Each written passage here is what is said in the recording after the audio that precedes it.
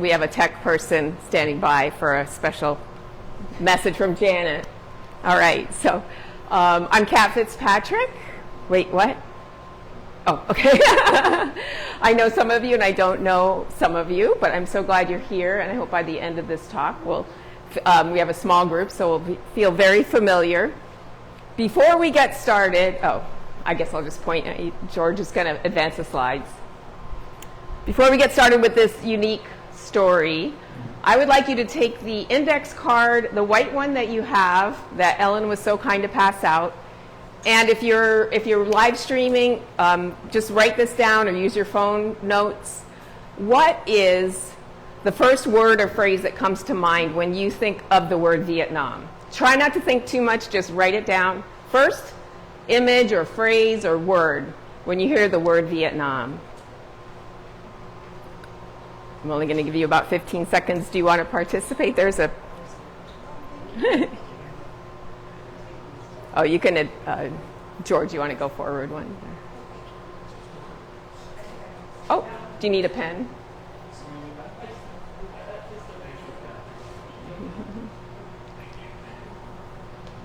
All right, thank you for that. And I would love to collect those later. It's for your reflection, but I would also love to see what they are. So you can feel free to put a name on it or simply leave it as it is. All right, and you can just go the next two slides. So why are we here tonight? You go again. It's because of the main crux of my whole story, and I'm a storyteller. I'm not a historian, and I'm not coming to the subject with any moral or something that I think you're going to believe at the end. I want to share my stories as a way to spark conversation. And it's an emotional subject for me, both personally and globally for our country. So I'm an emotional person. If I start to sob or cry, just breathe with me. I'll put my hand on my heart. We have to go through these emotions. So we should just feel them and let them go. It'll take me a second, but don't worry. All will be fine, and I'll continue. But the crux of the story, the reason that I'm compelled to talk about Vietnam is because my father was in the CIA during the war, and at the end of the war, he saved 1,000 people from what would have been possibly worse than death. One of his compatriots, a Vietnamese, gave him this plaque, which hung in my house as a child. You can click one more time. So I'd walk by and I'd read this, and I love this language. Within an accelerated timing factor, you help to activate a motivational implementation program through a coordinated approach on an orchestrated basis with all deliberate speed. So growing up from 8 years old on, I would see this. I'm like, what does this mean? What does this mean? And it was part of our family lore, but also something that as I grew older and older, I was like, well, I got to figure out what this is. Where did it come from? Unfortunately, by the time I really got into this, my father had passed away. If you want to go ahead. This is my dad. Thumbs up, old soldier. Was something that his sister said at his funeral. He just had an amazing spirit. And I also want to put the caveat out there that this whole story and everything could look a little bit like hero worship. Like, I just love my dad and everything was great. But you'll see through my story that it is very complex. I was very close with him. I feel like I'm still very close with him. But there's a lot of complexity to the story, which I think you will enjoy and feel with. He, in 1952, was in Germany and met a young woman, if you want to go ahead. And that turned out to be my mom. She was also in the CIA. She was a secretary for his partners, one of his partners. And they wrote home that they were the luckiest people in the world to have found each other. They were there for a little while, and then they came back to the States and proceeded to have some kids. Go ahead. I wanted to share a picture of her and something. This is some of her writing that came from Vietnam and her handwriting. She also passed away in 2004. So when I was doing my master's at Solstice MFA, one of my mentors said, your mother is actually turning out to be quite a hero in this story too, which was very gratifying. And I realized if she hadn't written all these letters home, we never would have had this wealth of information and stories. And some of it's very insightful about the war itself. And she was also a heroine, if you see that she was the one that shepherded, go ahead, quite a family we had. My sister Marina, Chris, Mike, John, Jimmy, Kim, and myself. This was taken in late 1974, and I just have to laugh. I'm not sure where my brother picked this up, because there was no media at the time, but does anybody remember what this, who was this, right? So he picked that up somewhere. So my mom managed this gaggle of people through many moves. It's kind of incredible. All right, and we'll go ahead to, coincidentally, so they were married on August 2nd, 1958. 6 years later, Tonkin Gulf incident. This is a short show. I could do an hour's talk on the Tonkin Gulf incident. It's just fraught with innuendo. Ultimately, it looks like we really manufactured our entree into the war. We were already very involved at this time. Again, I'm not a historian, so I'm giving you an overview. But this brought us to the table going, we're bringing fighting men over there. So, speaking of fighting men, coincidentally, this blew me away when I realized August 2nd, 2014, 50 years after the Tonkin Gulf incident, and I didn't even know it was my parents' anniversary until later. I looked back at it. 50 years later, I got the chance to go. I'm not sure if her mom's here, but I got the chance to go with Nina Seriani, help her move to DC, and I said, oh my gosh, this is a chance. I only have a little bit of time. I can go and visit the wall. Okay, so here's where I'll cry again. I felt like I had to go see the wall and pay my respects, and in a sense I was looking for benediction. I was looking for permission. Who am I to write about a war that hurt so many people so deeply? And here I am, I mean, basically, you know, I'm upbeat, everybody thinks I'm all happy all the time. How could I have the audacity? So I went and I clicked this picture, and I just looked up to try to find him on Facebook, and I believe this is his wife, Amy. I did invite her tonight. Both of their Facebook profile pictures are this photo. So when I was looking at my photo, and he walked away, and then I ran after him, and I said, sir, can I have permission to use this? And he said, yes. And he said, people need to remember. They have to remember Vietnam. And he said, that's one reason I'm writing about it and studying it, especially the younger generation. They're not going to want to hear, I mean, you know, and I looked up curriculum. All the stories are the pictures of the soldiers, and everybody knows it was horrible. Everybody knows it was terrible. Who wants to learn about a subject like that? And my father's story is one positive subject, one positive way to enter into this subject of the Vietnam War, because if we don't look at it, we're going to repeat it, or have we already done that in the last 50 years? So John gave me his blessing. God bless him. I think he may have passed away because I tried to email and it bounced back, and I didn't find him on Facebook. So I'm so grateful that I saw him, got this picture, and he shook my hand. I felt like he gave me the benediction I needed. So fast go to the next one. So I wrote this little book while I was doing my master's, The Fight to Write. And so the people were always telling me to write about Vietnam. And I would think of these veterans who lost limb, soul, life, spirit, and who am I to write about such things? But I am learning, and I write about that my stories do have value and power, and so do yours. And so hopefully maybe this is just the beginning of a conversation. So, go ahead. Oh, Ken Burns. I don't know, maybe you heard of this little documentary he did, 17 hours long. It was very difficult to watch. I was honored to actually be on a panel for it. I was called civilian. But I was honored just to be there and able to say one thing, which was that we need to keep having this conversation. Because as Ken Burns said, this was a tragedy of epic proportions. 58,000 Americans were killed, but millions were impacted health-wise or died prematurely after. 3 million Vietnamese. And it polarized our society, challenged our faith in ourselves, and called into question the belief of our own exceptionalism. It's big stuff, right? No wonder I've been afraid to write about it. If you want to go ahead on the... So, why were we there? Why was the United States in Vietnam? Go ahead. We were scared. Did we have good reason to be scared? You bet we did. Go ahead again. Well, we had the domino theory Eisenhower put forth. If one country falls, all the rest is going to fall, and everybody's going to be in the USA taking us over.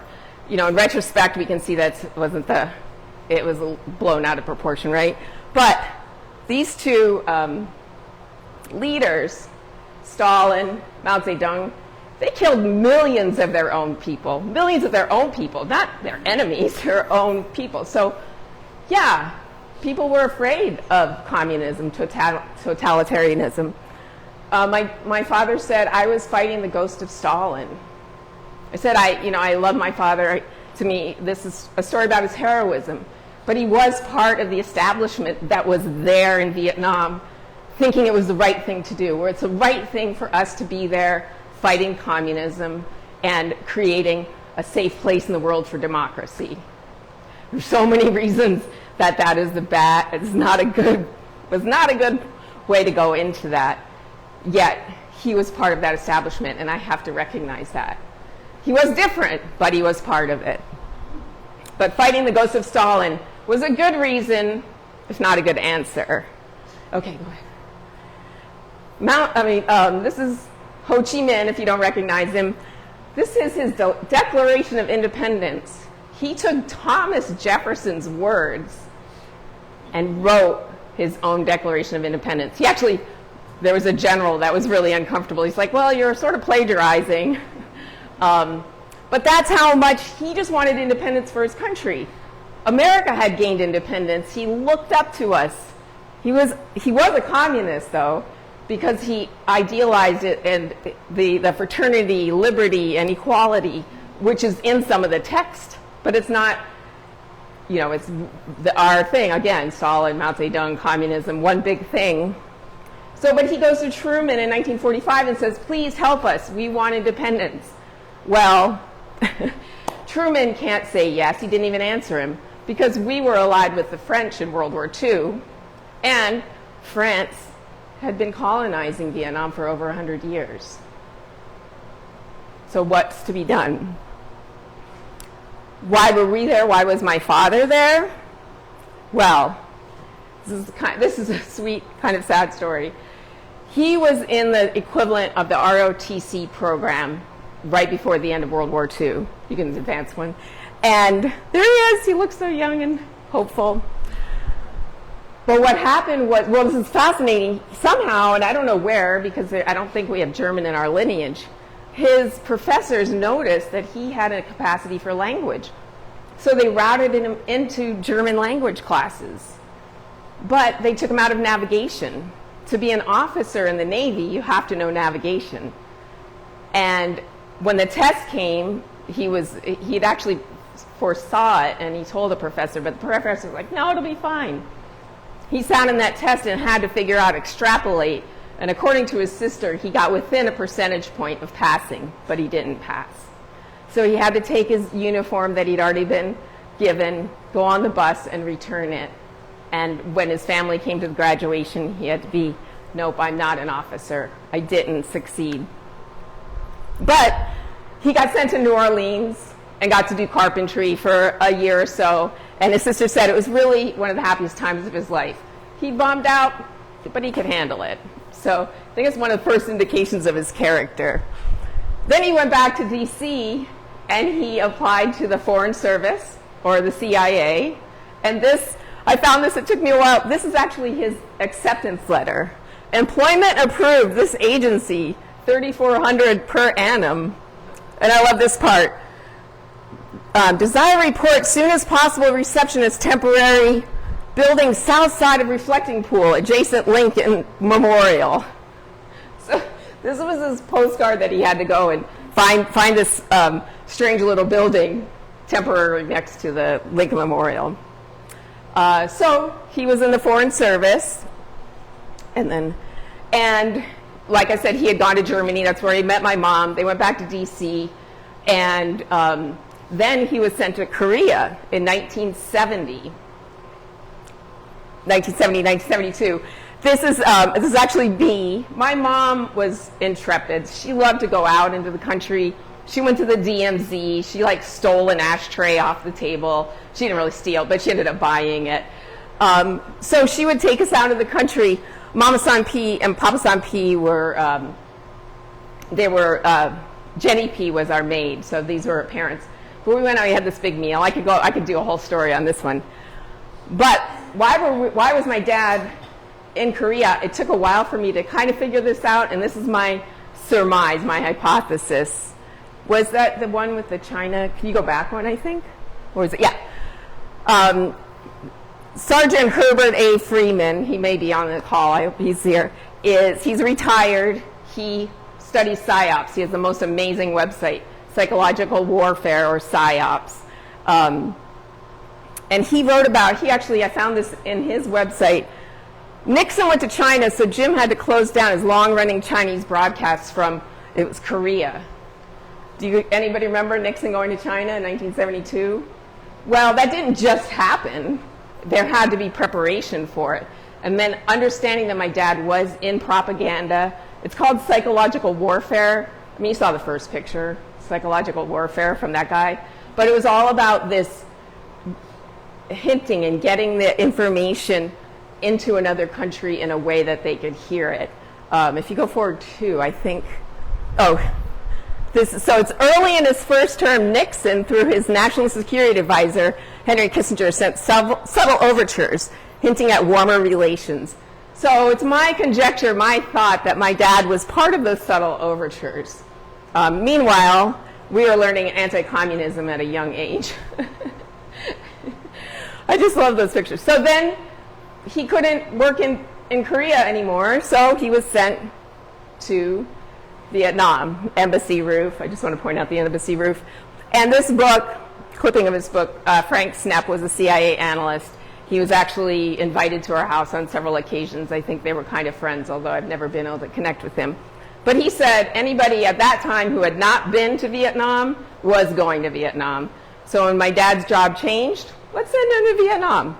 So there we were, or there he was, I'm sorry, assigned to a CIA-run radio station at number 7 Hong Tap 2, which was fondly known as House 7. This photograph, I've been told by somebody who was there, who might be on this call, said it was not actually this spot. Charles Tabor was my dad's assistant. He wrote a book about it, and he used this photo. But I think it does capture the nuance of what it looked like. An old street, a warehouse, maybe one guard. So this was super secret. This is psychological warfare. If anybody knew it was there, they were going to be on it.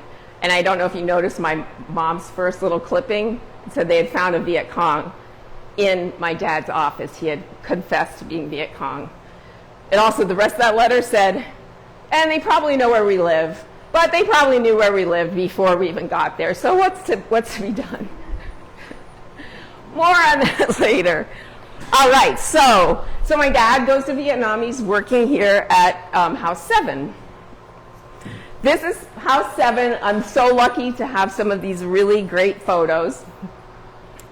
And here we are, in the 70s, you're able to smoke inside, on air. So they were broadcasting live into ostensibly into North Vietnam, but it went through all Vietnam. And what their job of House 7, it was a gray radio station, meaning it wasn't super secret, but it wasn't coming right out and saying, was to get the North Vietnamese to love the DJs and want to lay down their arms and come home to Mother Vietnam. So there's so much history and politics there, but essentially what they were trying to do was, and at this time, peace had already been declared in 1973. Supposedly the war was over, but this was to get all those troops that may still be wanting to fight to lay down their arms and keep the peace.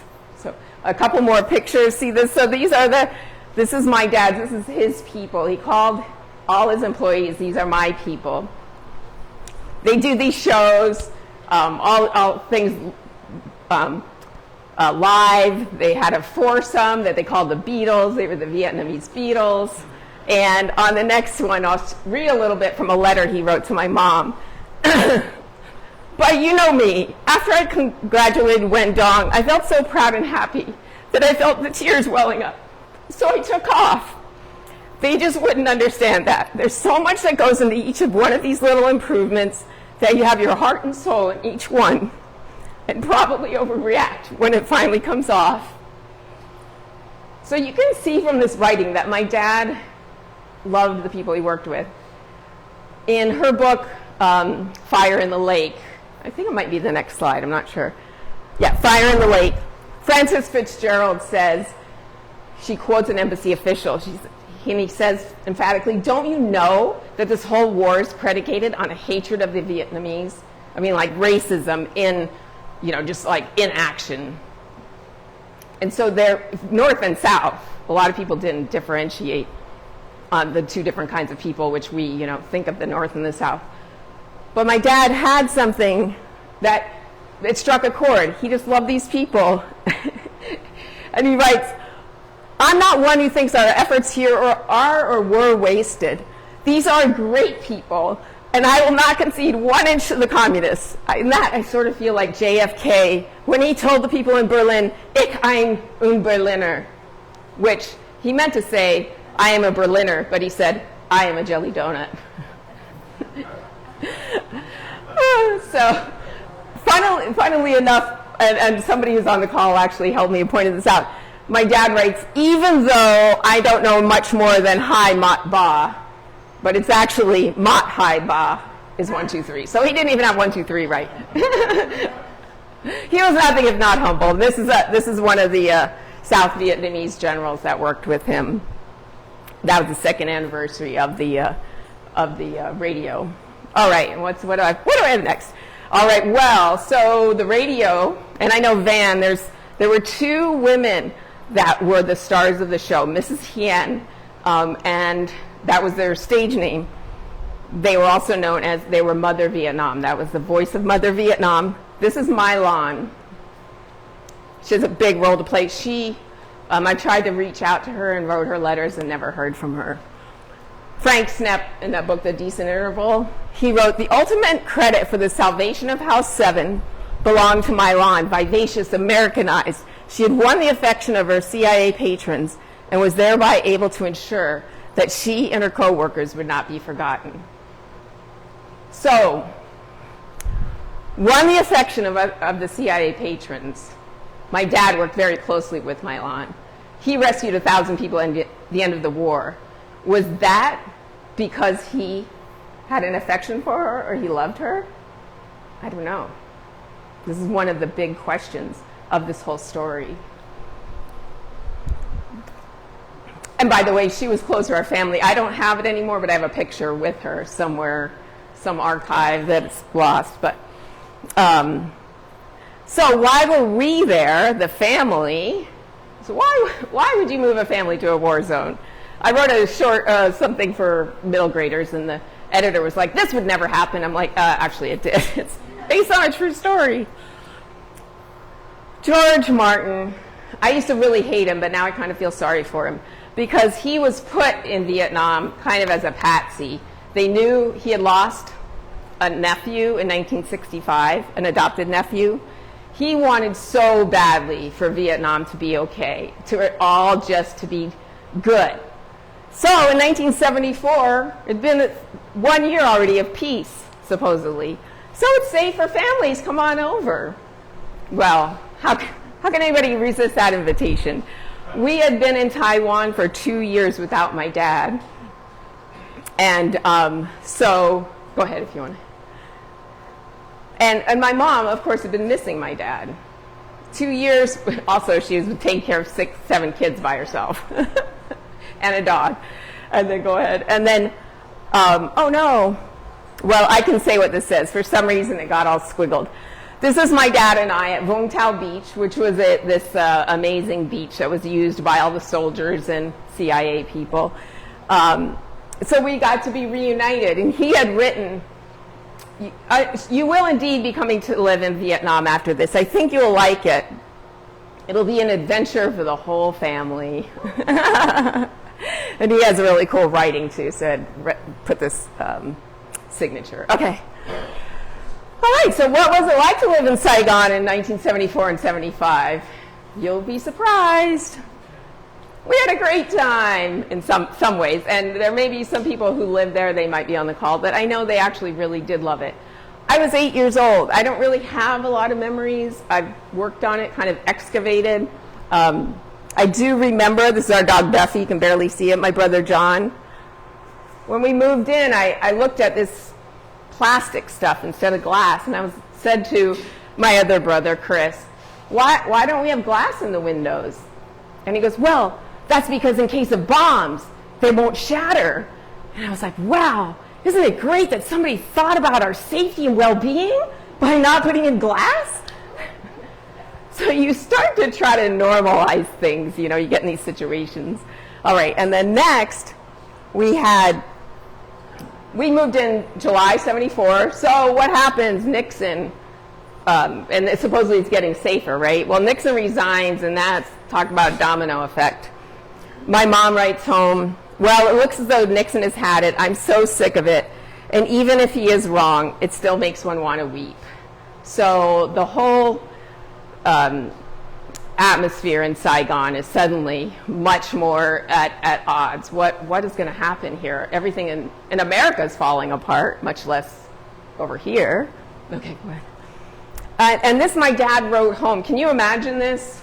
I can't. This is, here's Ho Chi Minh or Saigon at the time, Hanoi. So you have the length of right about in the middle. My dad writes, the peace and ceasefire in Vietnam are curious. Da Nang is hit with 5 dead yesterday, and the general level of fighting kicked off by the North Vietnamese is rising. Many people back home, does this sound familiar, are thinking of Watergate and Nixon, inflation and gas prices. But war is very close and very real to us here. We've been in Vietnam for less than a month. Okay, go ahead. And in September, my mom writes home, we can't go out on walks in the city. It's too bad. We only have to take a car because people do periodically burn themselves up.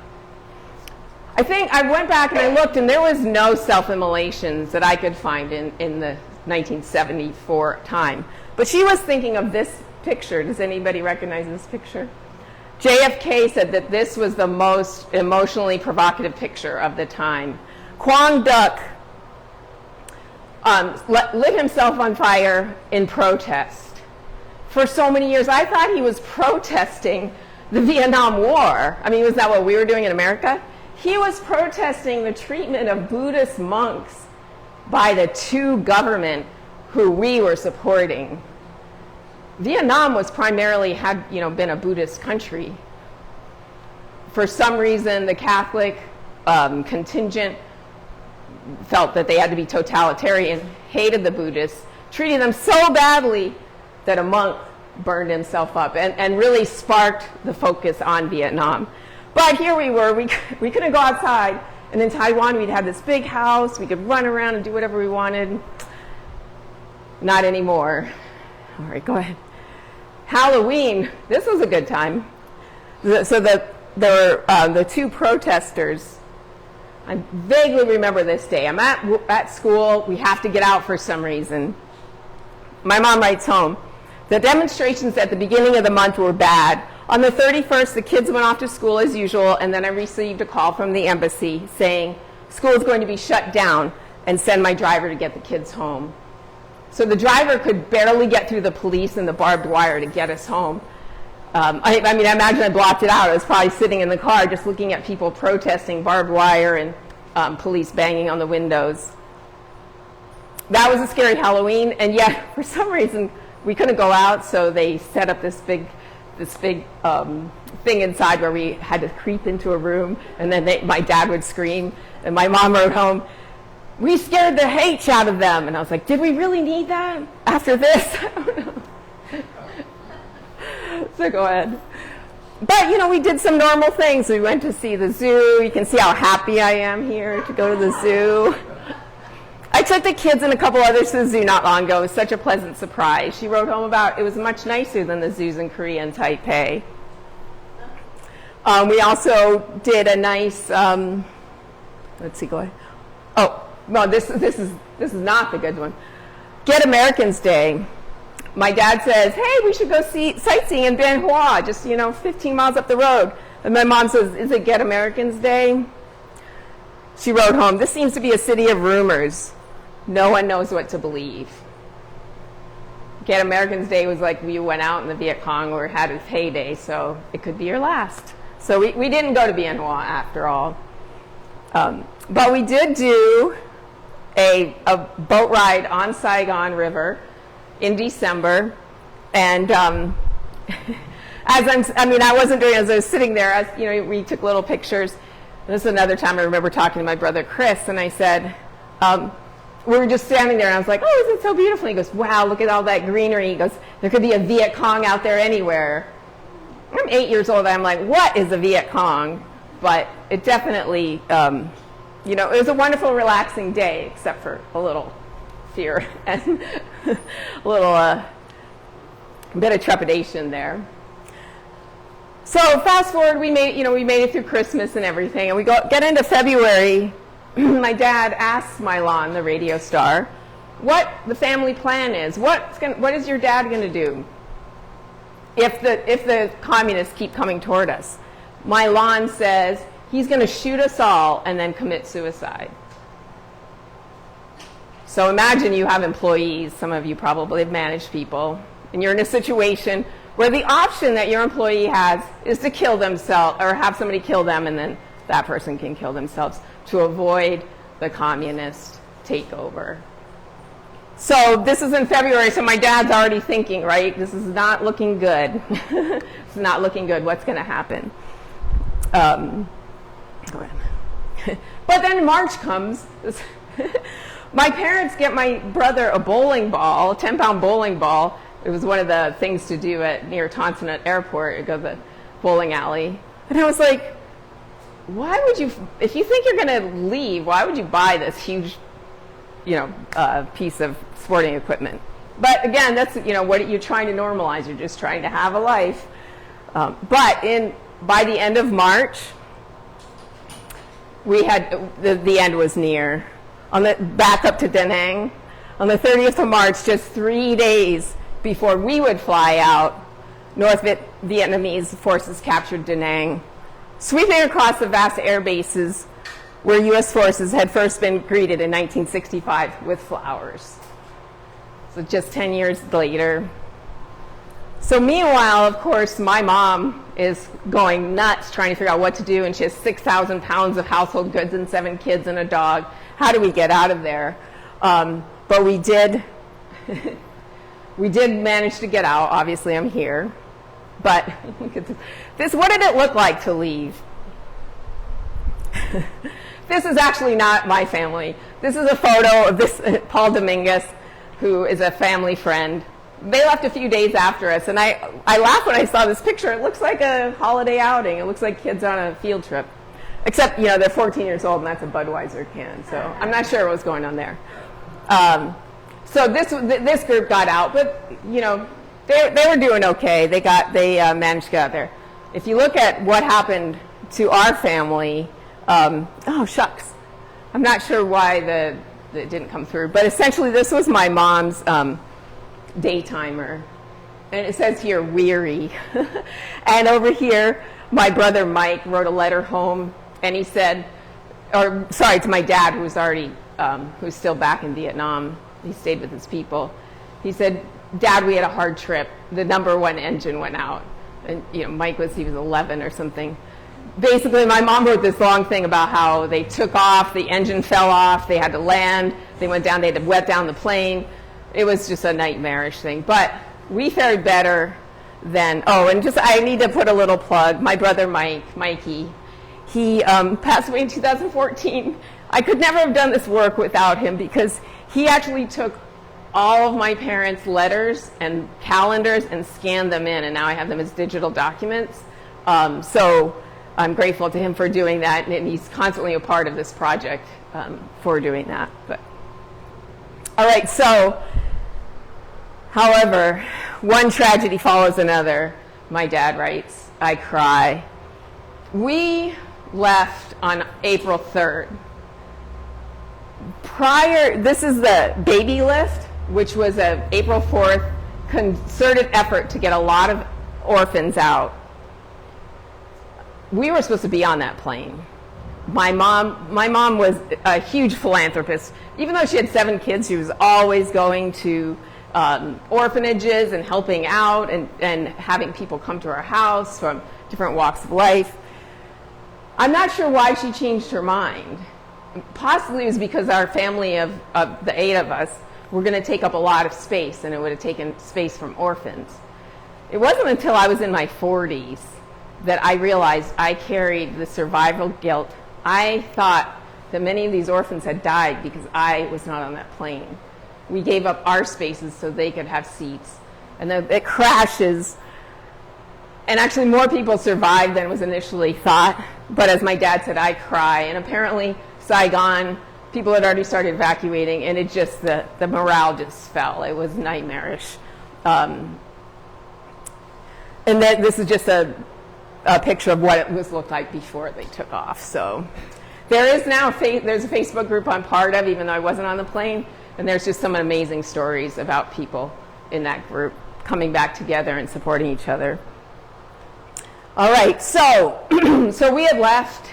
My dad now had totally focused on what he had to do, and he wrote to my mom, your husband may be shot by the bureaucracy, but I intend to get my people out regardless of the consequences.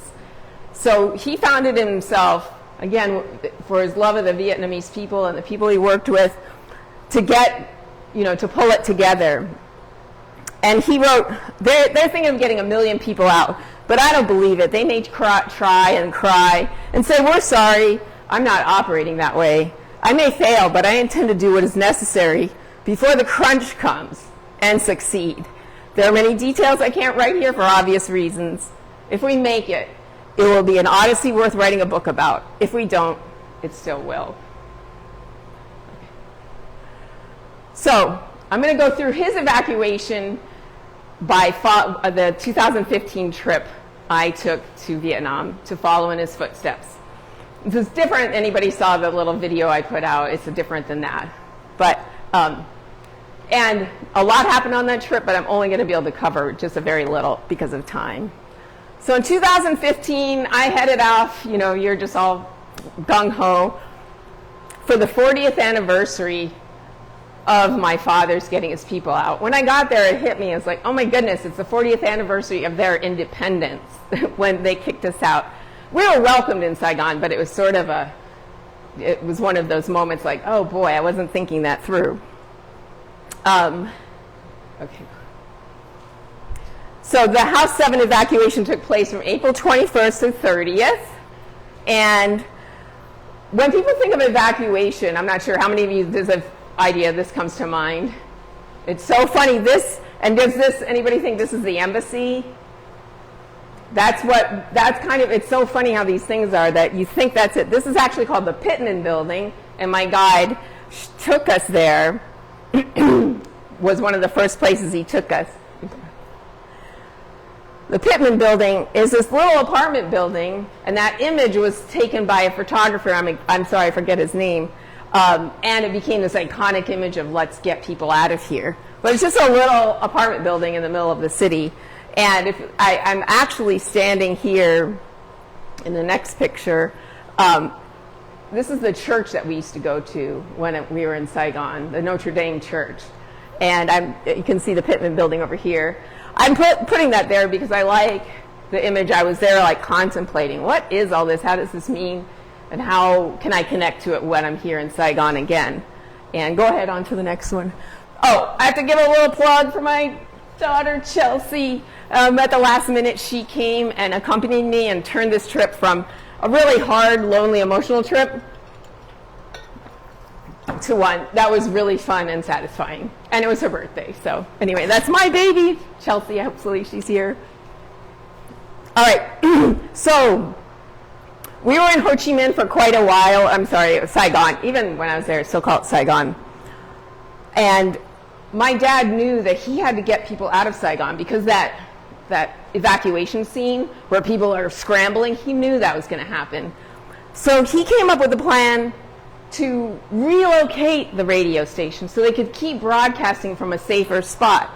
And they got to the safest, farthest spot, which is this Phu Quoc Island, a little tiny island at the very bottom. It's in the Gulf of Siam or the Gulf of Thailand. So that was the plan. And he used go ahead. Oh, sorry. No, go ahead. I'll read. I thought it was the. So again, he wrote to my mom again about doing things, and he got like 20 gallons of Nuke Mom and medical supplies and even trash bags. So he was thinking very practically speaking, getting all this stuff together for all these people. They managed to get these C-47 airplanes. Most of the Saigonese had never been in a plane before, so just getting on a plane to get out of there, they were afraid of the communists. But they also had to look at, they're going to take an airplane to a far-off island. They're going to leave grandmas, grandpas, uncles, aunties, even sons and daughters in order to be safe to stay with the House 7 group.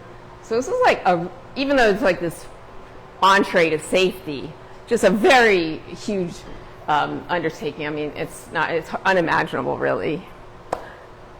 So Phu Quoc, there is an air base, and he identified we need to get to the very bottom. But where are we going to stay? So we look back and we know that Saigon falls on April 30th. They didn't know that. They got there on April 21st. You know, how long is it going to take? What are we going to do? I've managed to find on Google Maps, this is one time I was like, wow, this is so exciting, the picture of where he actually described 10 buildings in 2 rows. And so I zoomed in and I found it. Here's the 10 buildings in 2 rows. And even he described a smaller building where it was like the administration staff. And this became, they called Camp 7. They just set it up. He even described it as like a little kibbutz. People had their campfires. They had to get a wagon to bring in water. They needed a place to bathe and wash their dishes. So they went and, you can see in the next picture, here it is. And they hiked down to this beach. And that's where they would bathe and wash dishes. I found the beach in 2015, and of course it's a gorgeous beach, so now they're building a hotel on it. It's called Kem Beach. My daughter, we kept telling the taxi driver, he was doing our tour, we want to go to Kem Beach. He's like, no, Sao Beach, because Sao Beach was the popular touristy one. We're like, no, Kem Beach. No, we've been back and forth to this day. My daughter, if we're like frustrated about something, we're like, Sao Beach. We're like, no, Kem Beach. So I finally got there and just got the feeling of what that must have been like to be there. But to get off the island safely, they found where's the spot that they could do this. In his notes, he had Antoy. I went and looked and I was like, that doesn't look like something you could get off of. I was like, I had a hard time imagining it until I found this photo, which is probably what it looked like back then. And these are Mike boats. Naval boats that they use for transporting usually vehicles and things, and a boat could get, a larger ship could get off on the edge. Through, my dad actually didn't do this, but his assistant, Charles Tabor, who wrote Get Out Any Way You Can, managed to connect with the captain of the American Challenger, and he didn't, so everything was kind of a mess. He didn't have an assignment, so he said, go ahead. I'll take you. So he anchored off of there, and they had to get to those Mike boats. But if you remember, the camp was kind of in the middle of the island. They had to get to the bottom of the island. Now, the thing that we also might not think of is that my dad was busy getting out his people, but there were a lot of South Vietnamese, especially South Vietnamese Army and Navy people, that nobody was taking care of. America had abandoned the scene. They were there, they were scared to death of the communists, partly because we had built up such a horrible image of the communists. I mean, by this time, the North Vietnamese were quite, they're super aggressive. But, so they had to go in the dark of night and in these army trucks quietly to try to get down to the beach where they could get onto the American Challenger. And if you go one more, I think, so I'll go a little more. The fall came on the 30th, right? It's been a long fight and we lost. This was a telex from the CIA station in Saigon. And they talked about how bad it had been and finished with Saigon signing off, and that was the end. It was like lights out. So intense. When I first read this, I literally started sobbing. When I first found this telex, my dad has a copy of it. Washington Post, Saigon surrenders to Viet Cong, withdrawal begins, ends the role of the U.S. And there's that picture. So, so I said my dad was close with a lot of his people, right? This is a letter that we got from we got this in 2005. Thien was one of his writers.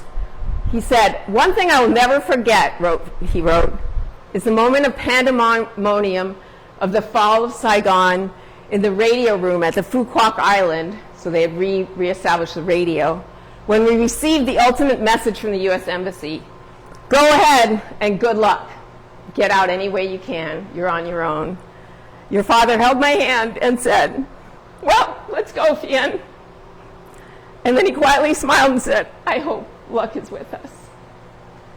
We know now that he did get out. But at that time, on a little island at the end of Vietnam, they were not so sure. They had the Challenger lined up, but how easy is it to get through a mass of people who are being abandoned? So I've written about this. I don't have any kind of firsthand account of I mean, I do actually. My dad wrote some letters, and I have some notes of his. And from that, I constructed something that's like fiction. So I'm going to read that because I think it's, from what I reconstructed of what I have, I believe this is the closest thing to what happened. And I think it's the next picture. Oh, these are, this is the South Vietnamese army going, "Hey, why are you leaving us behind?" They all had guns. Okay, so here we go. A little fiction. You can go to the next slide, I think. This will make sense in a second. At the designated time, Welch quickly loaded the remaining evacuees aboard the army trucks. Since his director, Charles Tabor, assistant director, had taken over 700 in the first transport, he only had about 350 of his people with him, including his right-hand man, Bowman, and Milan. His own trusty guards were the last aboard, their M16s slung over their shoulders. As soon as they arrived at the beach, Welch noticed the lights winking out on the water. Something was going on. Ships at sea did not put out their lights unless they were expecting an attack. Just then he told everyone that was ready. He was told that everyone was ready to board the waiting Mike boats. Just as he was about to breathe a sigh of relief that they had made it so seamlessly, an armed South Vietnamese guard approached from the checkpoint and shot out rapid-fire orders in Vietnamese. Welch's own ranking Sergeant Mr. Tin stepped forward to translate. Apparently, no orders had been received allowing for his boats, to depart. "Tell them we have permission," said Welch. "Captain Thien okayed the trip this morning. My God, the other boats just left. Why can't we follow?" A heated exchange ensued, and it ended with the beach guard motioning a subordinate to go to the gate at the top of the beach. The man returned moments later. No one could find the South Vietnamese captain in charge. Rumors had it that he had already fled with his family. When Thien translated this, Welch's heart dropped. Without the usual rules of order in place, a situation like this could spiral out of control very quickly, and his group could be slaughtered where they stood, spread across the decks of the landing craft, so close to escape, yet worlds away. Just as he was contemplating this grisly possibility, a military truck pulled up and a dozen South Vietnamese soldiers poured out and ran up to the lead guard, who barked a command. They quickly filed into place in front of the two landing boats. Welch eyed the M16s in the hands of the uniformed men. He had never seen guns look so menacing. His guards had not yet boarded, and he felt the pressure of their desire to step in and protect their own. He held up a hand to stop them. "Tell them we understand, Mr. Thien. Come, we will get off the boats and wait for the orders. Please ask him to radio Commander Tho at headquarters. He should have the orders we need." Welch's group silently got off the Mike boats, their half-exhaled sighs of relief now bitterly caught in their throats. Was this going to be the end for them? Welch did his best to portray calm, even as he reached for his .38 pistol. Such a little handgun would not stand up to the power of the M16s, but should a shootout ensue, he could take out some of the spotlights, perhaps saving the lives of a few of his people before his own was ended. He motioned for Bowman and Thin to do the same, pointing to the lights to indicate his meaning. They nodded understanding. Every uniformed man on the beach held their M16s at the ready, and Welch felt a sweat pouring down his back. Where were the orders? It was a simple thing. One radio call should do it. But he knew when systems began to crumble, nothing could be counted on. With the end so near, the chain of command was just disintegrating. The resident South Vietnamese soldiers were just as afraid for their lives as he was for them, as he was for his, and his people were for theirs. He crouched next to Bowman, Milan, and Thin. "Let's hope this doesn't take too long. One way or another, the end is near," Bowman said wryly. The resident soldiers scanned the group of Saigonese. Welch could see them assessing. A few of them probably had possessions, and surely there must be some money hidden on their persons. Wouldn't it be worth finding out? His guards, also sensing the predatory interest, inched forward, the muzzles of every gun raised a little higher. The hours dragged by.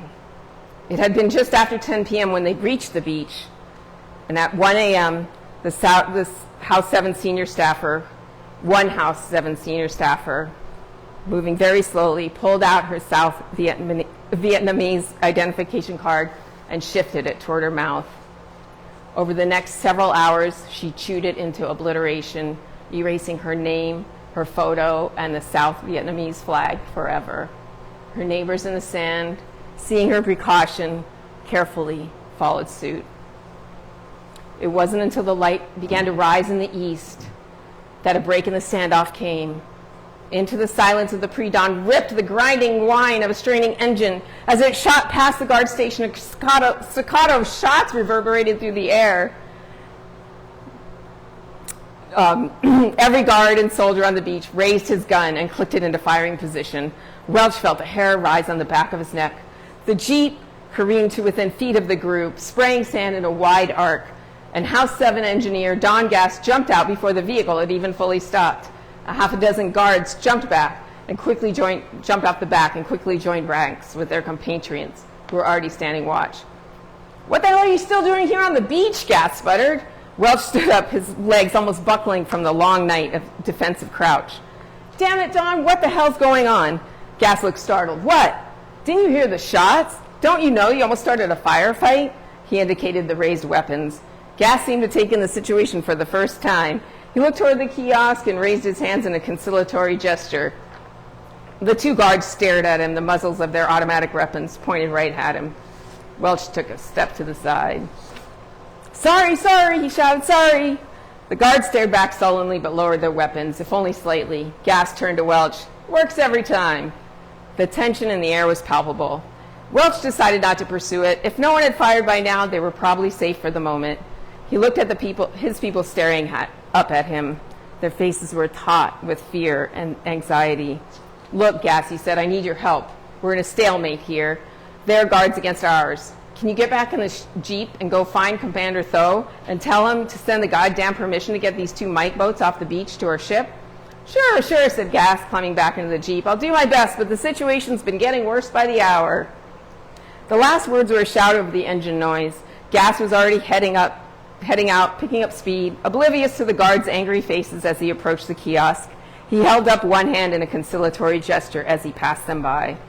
"It'll be a miracle if he doesn't get shot," said Bowman. It was 3 long hours before the engineer returned. Welch's eyes were stinging from the effort of keeping them open. He rubbed them as he addressed Gass. "Thanks for coming back, Don. Please tell us you have good news." "Tow wasn't available," he said, "so I had a meeting with his assistant. I told him my problems, he told me his. And finally, when I agreed to stay with some of my men to assist him for a while after you take off, he signed the order for you all to get on your way." The decks of the mite boats were already hot beneath their feet as a staggering House 7 group loaded onto them. Welch and Bowman looked at their wrist watches and exchanged a look. It was nearly 8:30 a.m. on April 30th, 1975. They had missed the 3:45 deadline for the evacuation of all Americans from Vietnam. "Oh, just going to make it," said Bowman. "Better late than never." Welch gave Milan a tired hug as the boats pulled from the beach. "You did it, Jim," she said, returning the hug. "You did it." So that is what happened, according to all the information that I have. They got off just in the nick of time, probably the last Americans to lift their feet from Vietnamese soil, and just through the grace of a couple of things that came together. That character, Don Gass, he was just like he sounds in that piece. It was no sweat off his brow, the whole thing, but those poor people on the beach under those guards for that amount of time. So they got to the American Challenger, and this is another thing that was hanging on the wall in my house my whole childhood, Marine telegram. "I'm aboard American Challenger with all my people, bound for Guam, doing okay." And we got this, my poor mom, we got this on the 2nd of May. It had been, days. She had no idea what was going on. So, go ahead. So they made it. They got to Guam, and as the beginning of another era. What happened to some of those people? I can share a little bit. Do you have a time check? I know that there's one check. Yeah, we're just after 8. Are you okay, Sonia? Yeah. Okay. So just a few things, and again, there's so much information I'm not able to convey, but a couple things that I wanted to share with you is Fien. This is Fien, the one my dad held his hand, and this is part of the letter that he wrote. And just this helped us so much later in life to understand what, instead of flying out of Vietnam, your father had chosen to risk to stick with his collaborators until all were safe in American rescue boats. Now hundreds of them and their families can breathe the air of freedom, and all of them still keep in their hearts the image and memory of their great boss, your father, Jim Welch. So hundreds, 250 employees, over 1,000 people, and then of course they have lived and their families have grown. I think the next one is, so these are some of the people. This is Van. She's on the, hi Van. I went out to lunch with her. She's one of the Mother Vietnam voices. Another co-worker who I met with her and I felt like she was family. We talked for 4 hours and it disappeared like that. She had some great stories about my family. They have done a reunion almost every year for 40 years. House 7 reunion. They get together, and I went one year, 2017. It was palpable how much they've, frankly, the person I stayed with had a gated community, driving a Mercedes, had all her kids had PhDs. So it was gratifying to see. Without my dad, that wouldn't have been possible. It was also a little bit heartbreaking because my family has had a really hard time. My parents both died prematurely of cancerous deaths, which were, if not caused by alcoholism, certainly weren't helped. My brother's early death, were scattered to the four winds. So this brought up these questions of like, who are we in this midst of all this? And I love these people. I'm so glad. In fact, Terry, I haven't been able to get a hold of her again, but she was so excited to tell me about her dad, the Colonel. I've spoken with Dustin Nguyen, who was 21 Jump Street. He was a star of that, and he's obviously very, very successful now. He was just a little bit older. He was, carried onto the ship when he was just, I think, 10 or 12. So it's gratifying and beautiful that my dad had this vision to get them out, and so much good has come from it. What else happened from he returned to the States on June 2nd. So end of May and most of May, he was on Guam helping his people. It's been a long fight and we have lost. That's what the embassy wrote, right? He came back. Jim and I talked. Jim loves M. Jim loves Milan. He fell in love with Milan when? Maybe when they worked together, maybe on the trip back. It's something, especially in a wartime when it's something natural to happen. But I can't even imagine my mom's pain. They made it through the war. She made it out with her kids. But she lost. So that was another piece of the family history that was hard to come to terms with. And it wasn't unknown in our family about Milan. I mean, in fact, I don't think Milan knew that my mom knew because there were letters, and I think she even visited us. But it was, obviously there's quite a lot that happened that I don't know, but they must have gone through to deal with this. Because in the end, so my dad, after 1 year, I think my mom did not want to be in Virginia, so he retired. I'm not sure how much of it was his idea, how much of it was her idea. Here's a letter from George Bush, who was the director by the end of 1976, congratulating his work, his almost 25 years in the service. And I don't know if the other one will show up or not. There's just, a picture of Colby, William Colby, huh? For some reason didn't come up. It was just a picture of my dad getting a commendation. But my mom said, we're not staying, and I want to go someplace that's a combination of the U.S. and the Far East. So we went back to Hawaii, where we had traveled through many times. And ultimately, I think they came to peace with each other. And there's a word in Hawaii, so I was there from 76 to 2000. People have bumper stickers. It says, live aloha. And aloha is a real thing. It's really the palpable, unconditional love that we all really want in our lives. And I believe they really, really embody that. Our house, people would come over, my brothers, everybody had friends, and it was just like a meeting place. And they loved everyone, and they accepted everyone, and brought in people and helped. So I think ultimately they did find peace with it. And, what a story all around. And I feel like I have a blessing from both of them to talk about it. I've done a lot of work on this and meditated and prayed, and it's a hard story to tell in all its complexity, but I think it is an entree into this question of Vietnam. This question of Vietnam, why does it still reverberate when the word comes up or the subject comes up? What is it that we still have to do around Vietnam? So at this point, before we do any questions or anything else, if there's anything that right now that you feel about these stories or about Vietnam, if you can write it on the colored postcard or index card, even if it's just an emotion, I would love to know where you're at right this minute. And if you're on the live stream, if you want to put it in the chat or send it to me via email or direct message. Is there anything about this?